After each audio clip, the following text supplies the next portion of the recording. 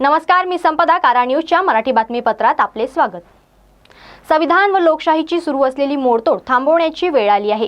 त्यासाठी देशातील विरोधी पक्षांनी किमान 400 जागांवर एकाच एक लढत होईल या दृष्टीने प्रयत्न करणे आवश्यक आहे. या निवडणुकीत मोदी शहा यांचा पराभव करणे हीच निर्भय बनो या व्यापक लोक चळवळीची स्पष्ट भूमिका असल्याचे प्रतिपादन सामाजिक कार्यकर्ते व निर्भय बनोचे प्रणेते डॉक्टर विशंबर चौधरी यांनी देशपांडे सभागृहात केले आहे. नेता होतो, आपल्या समाजाची ही एक मानसिकता समजून घ्या. एक माणूस मारला तर मारणारा खुनी हो. 1000 माणसं मारली तर तो लोकनेता होतो. एका जाहीर सभेमध्ये मी हे बोललो तर सर्वोच्च न्यायालयाचे न्यायाधीश उपस्थित होते. ते खालून म्हणाले, तो नुसता लोकनेता होत नाही, मुख्यमंत्री होतो. मी त्यांना माझं मुख्यमंत्री नाही, पंतप्रधान सुद्धा होतो. मित्र हो,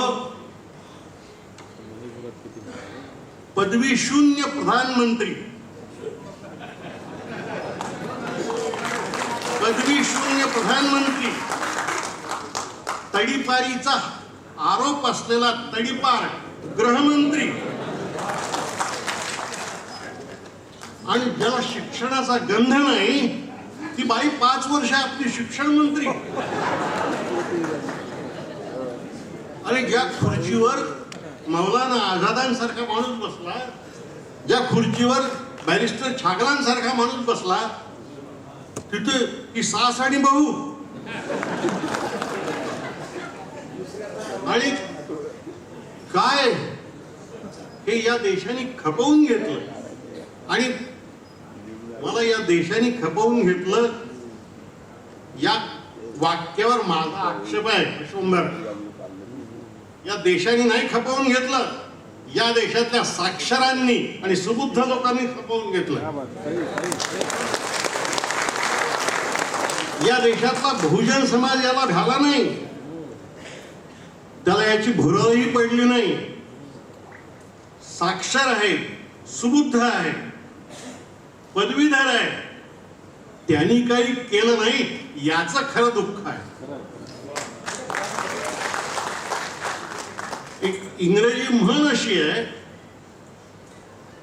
की जेव्हा सुबुद्ध हे निर्बुद्धासारखे वागतात तेव्हा लोकशाही टिकत नाही, तेव्हा लोकशाही टिकत नाही. मला एक कळत नाही, त्या आणीबाणीमध्ये लोक सत्याग्रह करून तुरुंगात गेले आणि इंदिरा गांधींचाही पराभव केला गेला. आताच्या लोकशाहीत काय दिसतंय? हिमाचल मध्ये जो हिंसाचार चाललेला आहे तिथं तर बीजेपीचं सरकार आहे. नाही, हिमाचल मध्ये, हरियाणामध्ये जो हिंसाचार सुरू आहे तिथं तर बीजेपीचं सरकार आहे. मणिपूरचं सरकार बीजेपीचं आहे. मणिपूर विषयी मी एक गोष्ट शेवटी सांगतो. 100-150 वर माणसांची कत्तल झाली. मैती जमातीचे लोक कुकींना मारतात, त्यांच्या बायकांच्या नग्न धिंडी काढतात, त्याचे फोटो सुद्धा वर्तमानपत्रांना छापण्याची हिंमत होत नाही. आणि याविषयी कोणी बोलत नाही. भाजपचे इतके खासदार आहेत ना तिथं त्यांचं सरकार आहे. तो मुख्यमंत्री राजीनामा द्यायला निघाला तेव्हा त्याला तू राजीनामा देऊ नको असं मोदींनी सांगितलं. त्याचं कारण यादी आधी 2000 माणसं मारली तेव्हा त्याचा राजीनामा मागितला होता ना. वाजपेयींनी त्याला राजधर्म शिकवला होता, तेव्हा अडवाणींनी त्याला वाचवलं. आता मणिपूरच्या मुख्यमंत्र्याला याने वाचवलं. ही एका पापाची परतफेड आहे. पापाची परतफेड. मित्र, विश्वंभरनी फार मोठी आकडेवारी सांगितली. अदानी किती श्रीमंत झाला. जगामधल्या सगळ्या श्रीमंतांमध्ये त्यांचा नंबर 690वा होता. गेल्या 8 वर्षात 690व्या क्रमांकावरून उडी मारून ते 2 नंबरवर आले. 2 नंबरवर आले. सगळे उद्योग त्यांच्या हाती गेले. पण विश्वंभर, तुम्हाला माहित नसेल, या शहरामध्ये एका मंत्र्यानं गेल्या 5 वर्षात 1000 कोटींचं खाजगी इस्पितळ बांधलं. त्याची माहिती आहे आपल्याला. 1000 कोटी रुपयांचं इस्पितळ खाजगी. मंत्री असल्यामुळं स्वतःला अध्यक्ष होता येत नाही म्हणून कुणीतरी एक नामधारी माणूस आणून ठेवला. एका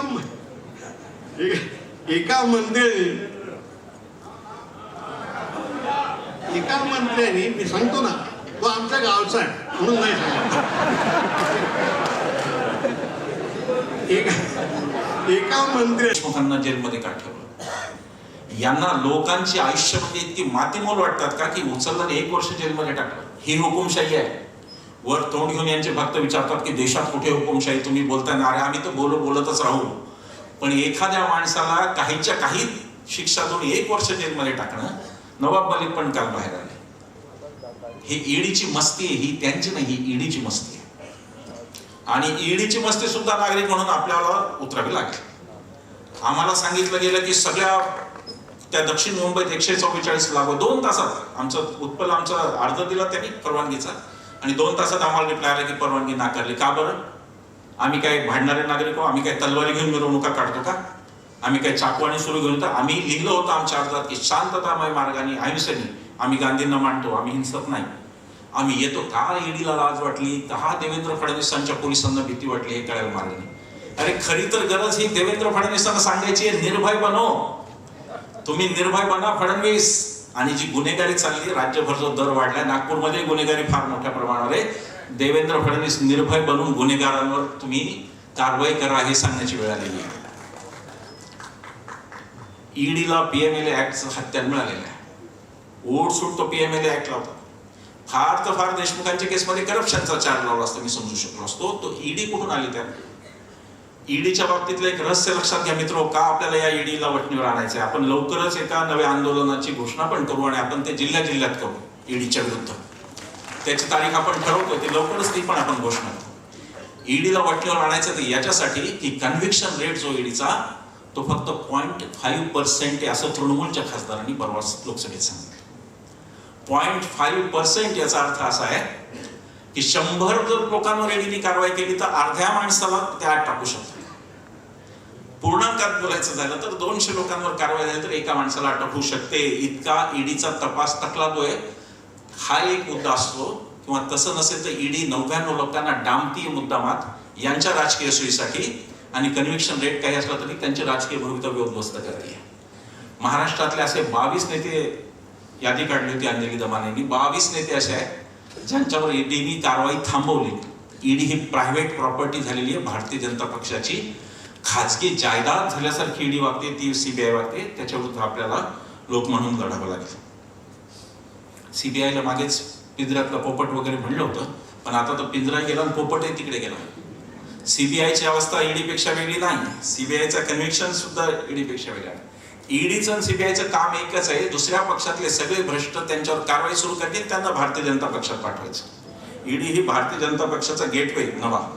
संस्था यांनी इतक्या बिघडवून टाकल्या, निवडणूक आयोगाबद्दल पण मी बोललो, संस्था यांनी इतक्या बिघडवून टाकल्या की सर्वोच्च न्यायालयावर सुद्धा हे दबाव टाकायला लागले. रंजन गोगोई राम मंदिराचा निर्णय देतात आणि दुसऱ्या महिन्यात भारतीय जनता पक्षाचे राज्यसभेचे खासदार होतात. याचा अर्थ यांनी सुप्रीम कोर्ट पर्यंत त्यांची काळी छाया पडलेली आहे. यांची काळी सावली आता सुप्रीम कोर्ट पर्यंत पडलेली, जिथे लोकांना शेवटची आशा असते तिथपर्यंत. आणि फार अभिमानाने म्हणतात की म्हणे मोदी वॉशिंग मशीन आहे. त्याच्यात म्हणे कोणी टाकला की तो शुद्ध होतो. आणि हे सगळं दाबण्यासाठी दुसऱ्या बाजूला एक भंपक राष्ट्रवाद आपल्याला शिकवला जातो. परवा मोहीम झाली हर घर तिरंगा.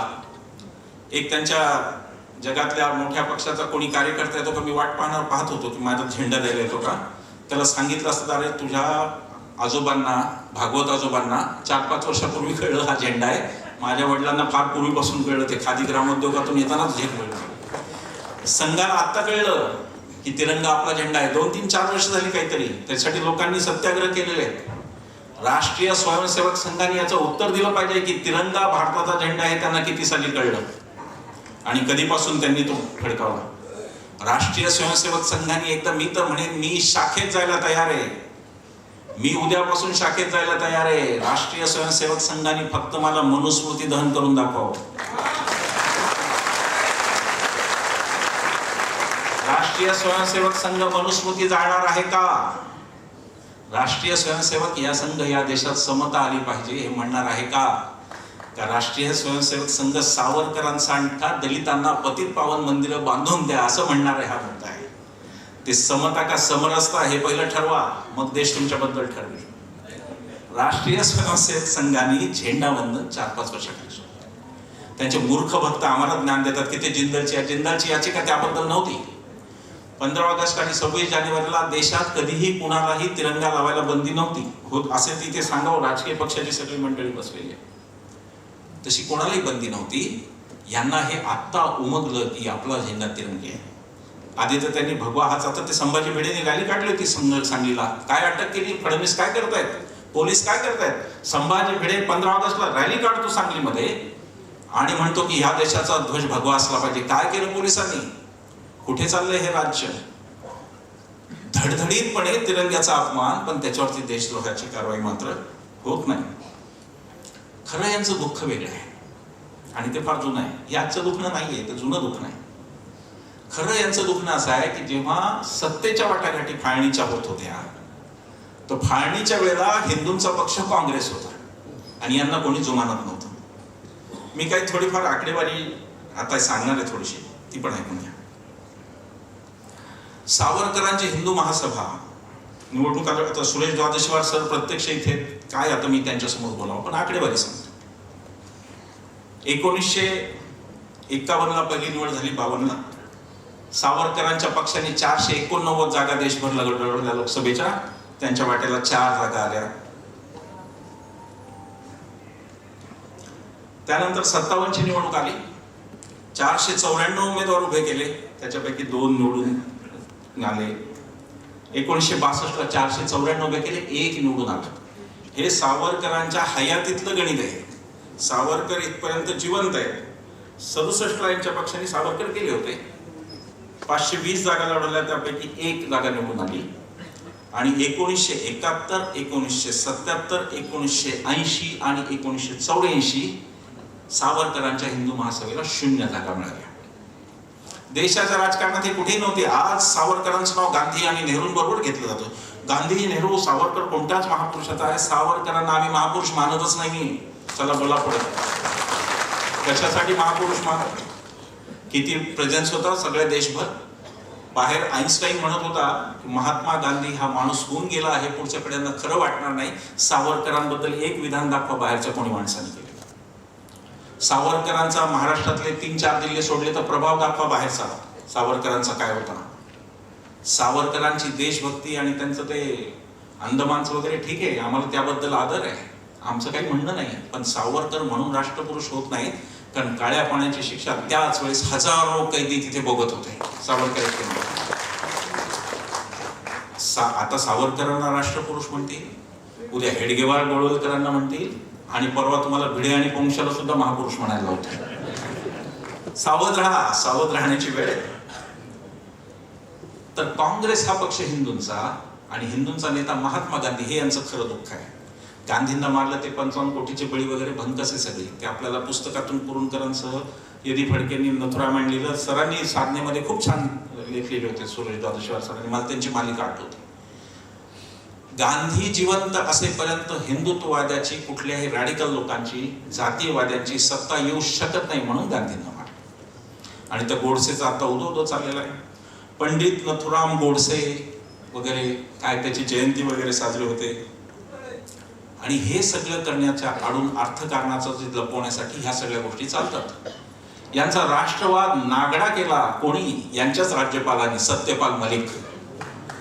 कोणी विश्वंभर चौधरी, नासिम सरोदे नाही बोलले त्याच्यावर. यांच्या पक्षाचा राज्यपाल बोलला की यांनी माणसं जवान मारले यांनी निवडणुकीसाठी, हे यांच्या पक्षाचा राज्यपाल बोलला.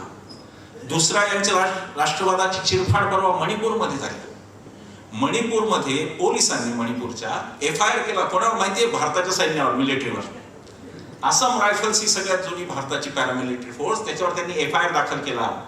मला फक्त सांगा की हा जर FIR पश्चिम बंगाल सरकारने मिलिटरी विरुद्ध केला असता तर काय झालं असतं? यांनी या देशात रान पेटवलं असतं. पश्चिम बंगाल सगळा देशद्रोही ठरवला असता टागोरांचा. आणि यांनी सांगितलं की बघा कसे द्वेष, म्हणजे यांनी केलं तर चालतं, दुसऱ्यांनी केलं तर देशद्रोह. हे यांचं गणित आहे.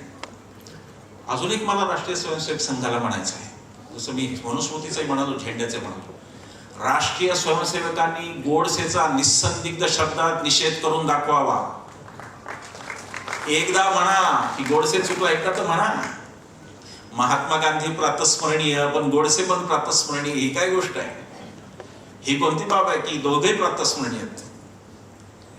ह्या सगळ्या राष्ट्रवादातून आपल्याला असं सतत बिंबवत जायचं की तुम्ही तुच्छ नागरिक आहात, तुम्हाला काही कळत नाही, आम्हाला देश कळतो, आम्हाला स्वातंत्र्य कळतो, यांचा लढ्यात सहभाग शून्य. कोणीतरी परवा मीम बनवलं होतं, मी ते फेसबुकवर टाकलं की स्वातंत्र्य लढ्यात आमची कोठेही शाखा नाही, असं ते आलं होतं. एक भंपक राष्ट्रवाद जो देशाला घेऊन आहे, एक भंपक राष्ट्रवाद जो इथल्या मूळ संस्कृतीच्या विरोधात आहे. इथली मूळ संस्कृती तशी नाही. मी 2013 साली अण्णांच्यावर अमेरिकेत गेलो होतो आणि तिथल्या लोकांना विचारलं की आम्ही एक गरीब देश आहोत, आमचं तुम्हाला का आकर्षण आहे? का वाटतं तुम्हाला? कधी अमिताभ बच्चनला बोलवलं, कधी विद्या बालन, का वाटतं? त्यांनी मला असं सांगितलं, ते ऐकून मला स्वतःचा भारतीय म्हणून अभिमान वाटला. त्यांनी असं सांगितलं की एवढे सगळे प्रदेश, एवढ्या भाषा, एवढ्या बोली, एवढे अन्नपदार्थ, एवढ्या चालीरीती, तरी तुमचा देश आहे की याचा आम्हाला पूर्व आहे. त्या देशाच्या एकतेला संघ, भाजपा आणि मोदी शहा सुरुंग लावत आहेत आणि एक जिन्सी, एक सांस्कृतिक असं काहीतरी करायचं त्यांचं कारस्थान घडतंय. त्यामुळे त्यांच्या विरुद्ध आपल्याला बोलावं लागतं, अन्यथा बोलण्याचं काही कारण नव्हतं. 2-3 मुद्दे शेवटचे घेतो आणि मी थांबतो. वाराणसीची तोडफोड परवा झाली, सर्वहारा संघाच्या विनोबांच्या एका वास्तूची तोडफोड झाली. हे कृत्य तालिबानांनी बमायाच्या बुद्ध मूर्ती फोडण्याच्या पेक्षा कमी नव्हतं. सुप्रीम कोर्टासमोर तुषार मेहतांनी कबूल केलं होतं, solicitor general of India. Supreme court समोर त्यांनी कबूल केलं होतं की हे निर्णय होईपर्यंत पाडलं जाणार नाही. हा डायरेक्ट सुप्रीम कोर्टाचा आता अवमान झालेला आहे आणि ते पाडून टाकलेलं आहे. ही तालिबानी वृत्ती. अफगाणिस्तानातल्या मुसलमानांना आधी तालिबानी गोड वाटले होते. त्यांना असं वाटलं की हेच आपले खरे धर्मरक्षक, यांच्याचमुळे आपला धर्म टिकून राहील. पण हळूहळू त्या बंदुका तालिबान्यांच्या ज्या आहेत त्या मुसलमानांकडेच वळल्या आणि ते बायकांना सांगायला लागले की बुरखा घातल्याशिवाय घराच्या बाहेर पडायचं नाही, जीन्सची पॅन्ट घालायची नाही, अमकं करायचं. ते हिंदू राष्ट्र इथल्या माता बहिणींना पाहिजे का हे त्यांनी एकदा स्वतःला ठरवावं. तुमची जर परत सती जाण्याची तयारी असेल तर आणा हिंदू राष्ट्र, काही प्रॉब्लेम नाही. तुमची जर परत बुरख्यात जाण्याची, तुमची जर पुन्हा स्वयंपाकघरात, फक्त स्वयंपाकघरात चुलीपाशी जाण्याची तयार असेल तर हिंदू राष्ट्राचं करा स्वागत. पण ते नसेल तर त्या हिंदू राष्ट्राला प्रश्न विचारा की या हिंदू राष्ट्रात, हे हिंदू राष्ट्र म्हणजे हे कोणाचं राष्ट्र असणार, हा प्रश्न विचारा. हे इथल्या 97% प्रजेचं, हे इथल्या 50% बायकांचं राज्य असणार का हे त्या धर्ममार्तंडाचं राजकारण असणार जे संसदेच्या उद्घाटनाला ते गोसावळे सगळे पंतप्रधानाच्या शेजारी उभे राहतात. द्रौपदी मुर्मू या देशातली, ज्या देशाचे आमच्या सन्माननीय राष्ट्रपती, त्यांना तिथे येण्याची मुभा नाही कारण ते आदिवासी आहेत. यांच्या सोहळ्यात ते बसत नसावं. द्रौपदी मुर्मू नाही, अत्यंत विद्याविभूषित JNU मध्ये शिकलेल्या निर्मला सीतारामन सगळ्यात शेवटी उभ्या आहेत आणि पंतप्रधानांच्या शेजारी सगळे गोसावळे उभे आहेत. ही ह्या हिंदू राष्ट्राची नांदी आहे. आणि ह्या हिंदू राष्ट्रात ते निर्बुद्ध गोसावी जे शाळेत पण गेले नाहीत ते तुमच्यावर हुकूमत चालवणार आहेत. तुम्ही काय खावं, काय प्यावं, कसं राहावं, कोणता सण कसा साजरा करावा हे ते सांगणार आहेत. ते हिंदू राष्ट्र तुम्हाला पाहिजे का सांगा. रामदेव बाबा हिंदू राष्ट्राचा नायक असेल ते तुम्हाला चालणार आहे का सांगा. इथे किती जमीन बळकवली पाहिलं नाही. कोण कोण बाबा बुवा यांचे काय काय चमत्कार आहेत देशातले, त्याच्यावर एक स्वतंत्र व्याख्यान कधीतरी करू. पण यांच्या हातात हा देश जाणार का, हा आता मुद्दा आहे. बाबासाहेबांनी दिलेलं संविधान जे स्वातंत्र्य, समता आणि न्याय सांगतात, त्या प्रत्येक गोष्टीचे धज्जे उडवले मोदी सरकारने. बंधुता तर कधीच गेली वैकुंठाला, बंधुतेचा तर काही संबंधच नाही, फक्त भांडणं लावणं चालू आहे प्रत्येकामध्ये. ते हिंदू राष्ट्र ज्यामध्ये तुम्ही माणूस नाही आहात. हिंदू राष्ट्र येणार म्हणजे भारताची राज्यघटना जाऊन मनुस्मृती येणार. आपण ती येऊ देणार नाही. आपण त्या पराभूत मानसिकतेत जायचं कारण नाही. घटना बदलली जाईल वगैरे आम्ही बदलू देणारच नाही. आम्ही भारतीय लोक, आम्ही जिवंत तोपर्यंत घटना नाही बदलणार. राखीव जागांबद्दल नेहमी टाहो फोडणारा एक वर्ग आहे, राखीव जागा नको वगैरे. लक्षात घ्या, आत्ता जर संविधान वाचेल भारताचं तर संसदेत राखीव जागा आहे म्हणूनच वाचेल की निदान SC ST चे खासदार उभे राहतील याच्या विरुद्ध. तुमच्याकडून अपेक्षा कमी आहे, त्यांच्याकडून जास्त अपेक्षा. आणि तिथला खासदारांचा नंबर लक्षात घेतल्यानंतर 63चा मला वाटत नाही मोदी शहा ही सत्ता पिपासू जोडी तेवढं काही करेल. त्यांना सत्तेत राहायचं आहे अखंड. मोदींचं स्वप्न सत्तेत अखंड राहण्याचं आहे. अखंड भारत वगैरे ते बोलते नाही. अखंड सत्तेत राहणाऱ्यांना ते परवडणार नाही आणि संविधान आम्ही बदलू देणार नाही. पण संविधानाच्या तोडमोडीकडे जाणाऱ्या प्रत्येक पायरीवर आम्ही उभे राहून तुमचा विरोध करू, हे आपल्याला निक्षून सांगण्यासाठी निर्भय बनवणार. मित्रांनो, बोलण्यासारखं खूप काही आहे. हा प्रश्न तुमचा माझा नाही. आपण आपली पिढी गेली पुढे, आता आम्हालाही एका ठराविक वयात आम्ही गेलो. हा मुद्दा तुमच्या माझ्या मुलाबाळांचा आहे. हा मुद्दा इथे बसलेल्या आजोबांच्या नातवंडांचा आहे, आजीच्या नातवंडांचा आहे. की तो उद्या काय शिकणार, वैज्ञानिक दृष्टिकोन असलेला सिलेबस तो शिकणार का, तो पुन्हा वेद आणि मंत्र शिकणार, हा मुद्दा आहे. त्याचं जर उत्तर तुम्हाला नकारार्थी असेल तर यांना पाडणं गरजेचं आहे. वैज्ञानिक दृष्टिकोनाबाबत काय सांगावं. पंतप्रधान म्हणाले की आमच्याकडे पण प्लास्टिक सर्जरी पूर्वीच होती. आणि त्यांनी ते उदाहरण दिलं की गणपतीचं, की पार्वतीने आंघोळीला जात असताना गणपतीला सांगितलं की तू राखण कर, कोणाला आत येऊ देऊ नको. आणि नेमके शंकर आले, गणपतीने त्यांना ओळखलं नाही. त्यांनी सांगितलं आत जायचं नाही. शंकर क्रोधायमान झाले आणि त्यांनी गणपतीचं मुंडकं उडवून टाकलं.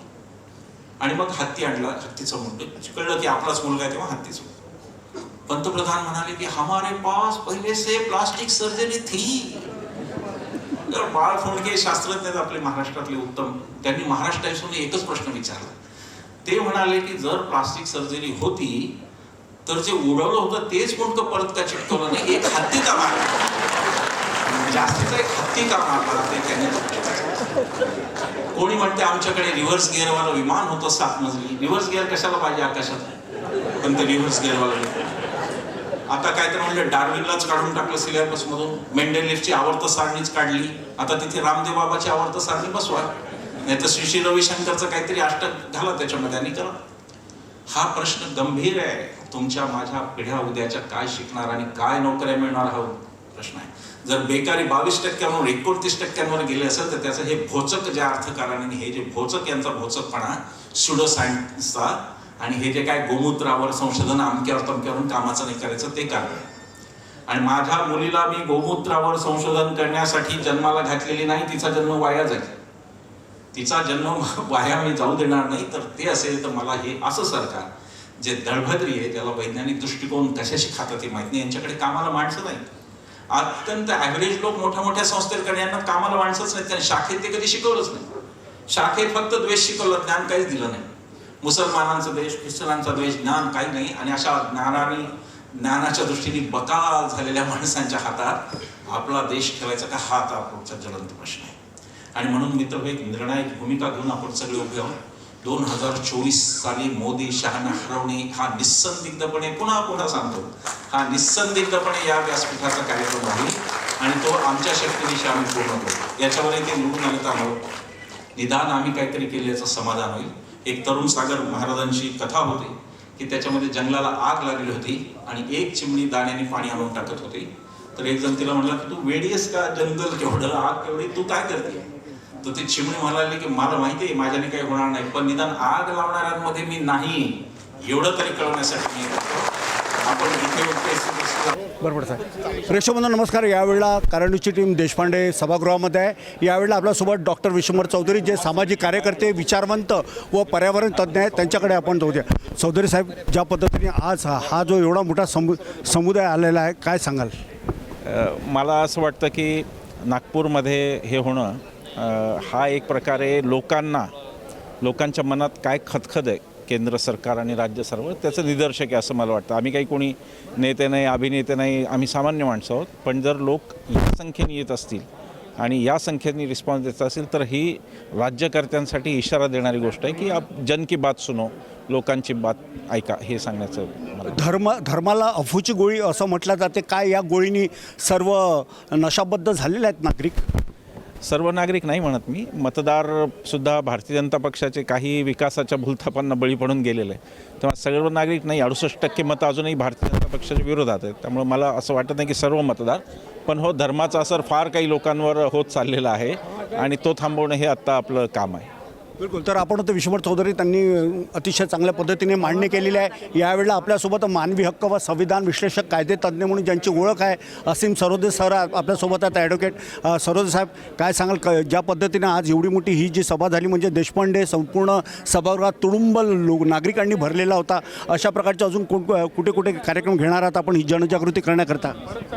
आतापर्यंत महाराष्ट्रामध्ये साधारणतः 25 ते 26 सभा झालेल्या आहेत आणि यानंतर आम्ही विभागीय सभा घेणार आहोत. कारण की आता जिल्हा पातळीवर सभा न घेता मोठ्या सभांचं आयोजन करायचं असं नियोजन आम्ही करतो आहे की जे रेव्हेन्यू डिपार्टमेंट आपण म्हणतो, महाराष्ट्रातले महत्त्वाचे जिल्हे, तिथे विभागीय सभा आम्ही घेणार आहोत. आणि लोकांचा जो राग आहे तो लोकशाही मार्गाने व्यक्त झाला पाहिजे. लोकशाहीबद्दल प्रेम असल्यामुळे लोक येतात. जसं माझे मित्र डॉक्टर विश्वंभर चौधरी म्हणाले की आम्ही कोणी खूप प्रसिद्ध व्यक्ती नाही, पण लोकांच्या मनातलं बोलत असल्यामुळे ते ऐकायला आणि ते समजून घ्यायला लोक येतात. कारण की लोक आत्ताच्या सत्ताधीशांना कंटाळलेले आहेत. बिलकुल. यावेळेला संपूर्ण कार्यान्वित लाखो प्रेक्षक वर्ग तुम्हाला सरोदे साहेब बघतात, काय मार्गदर्शन कराल? मला असं वाटतं की हे कारा न्यूज जे कोणी पाहत असतील ते सगळ्यांनी हे समजून घेतलं पाहिजे की लोकशाहीसाठी आपण नागरिक म्हणून प्रत्येकजण महत्त्वाचा आणि संविधानिक भाषा आपली असली पाहिजे, संविधानिक विचार आपल्या डोक्यात आणि कृतीत असले पाहिजे. त्यामुळे कोणत्याही राजकीय पक्षाचे सदस्य होत असतानाच आपण त्याच्या आधी भारतीय नागरिक आहोत हे प्रत्येकाने समजून जर घेतलं तर भारतामध्ये लोकशाही आणि व्यवस्था कशी राहील हे ठरवण्याचा आपल्याला हक्क आहे, तो नागरिकांनी बजावला पाहिजे. तर नागरिकांनी कशाप्रकारे हक्क बजावला पाहिजे याबद्दल ॲडव्होकेट असीम सरोदे यांनी माहिती दिली. आता आपण जातो आहे सुरेश द्वादशीवार त्या ठिकाणी. चला त्यांच्याकडे जाऊन त्यांच्याशी बातचीत करूया. आणि आता आपण वळतो आपले यावेळेला आपल्यासोबत सुरेश द्वादशीवार आहेत, जे सुप्रसिद्ध लेखक व गांधी तत्ववेदा आहे आणि त्यांना ऐकण्यासाठी पण भरपूर गर्दी या ठिकाणी झाली. बरेच त्यांनी किस्से असे सांगितलेले आहेत. आपण थेट त्यांनाच विचारूया. द्वादशीवार साहेब, ज्या पद्धतीनं आज हा जो संपूर्ण जो प्रेक्षक वर्ग, जे नागरिक मोठ्या संख्येने या ठिकाणी आलेले होते, नेमकं देश वाचवायला मुख्य कारण काय? का बरं देश वाचवायला हवा? या सगळ्यांचा मोदी सरकारवर भयंकर संताप आहे. या सरकारनं जनतेला फसवलं आहे. जी आश्वासनं दिली त्यातलं कोणतंही आश्वासन पूर्ण केलं नाही आणि ज्या गोष्टींची समाजाला गरज नाही, मेट्रो, चलनबंदी, अरे या त्या मेट्रोमध्ये बसायला माणसं नाहीत म्हणून ते एका मेट्रोचे 2 तुकडे करून जास्तीच्या गाड्या, डबल गाड्या केल्या. चलन बदलतायत. निवडणूक आयोगावरून मुख्य CJIला सरन्यायाधीशांना काढून टाकतायत. कसलं सरकार आहे? कसली घटना लावतायत देशाला? हे सरकार घटना अंमलात आणत नाही, घटनेच्या चिन्हड्या करते. यावर जनतेचा जो राग आहे तो दिसला. मला हे सांगे की मोदी म्हणतात की मी पुन्हा येईल, हे कसं शक्य आहे? एक आपला नागपूरचा नेताही म्हणत होता, मी पुन्हा पुन्हा येतो. ठीक आहे, असं म्हणण्याचा अधिकार घटनेने त्यांनाही दिला आहे ना. मग तुम्ही रोकथाम का करता? मग त्यांना म्हणजे त्यांनी येऊ नये म्हणून हे जे बोललात आता? मी रोकथाम करत नाही. तुम्ही जनतेच्या वतीनं प्रश्न विचारतात, मला नाही विचार. ज्या जनतेला जे वाटतं ते मी बोललो. बरं, जाता तर शेवटचा प्रश्न, काय खरोखरच संविधानाला धोका आहे? संविधानाला धोका नाही आज, तो फार पूर्वीपासून आहे, तो संघाच्या जन्मापासून आहे, अडवाणीच्या रथयात्रेपासून तो वाढला आहे आणि मोदी आल्यानंतर तर तो धोका इतका मोठा आहे ही घटनाच शोधावी लागणार आहे. घटनेची पुस्तकं हे वाटत आहेत आमच्या ही कशासाठी आम्हाला काय माहीत. मी घटनाशास्त्राचा प्राध्यापक आहे.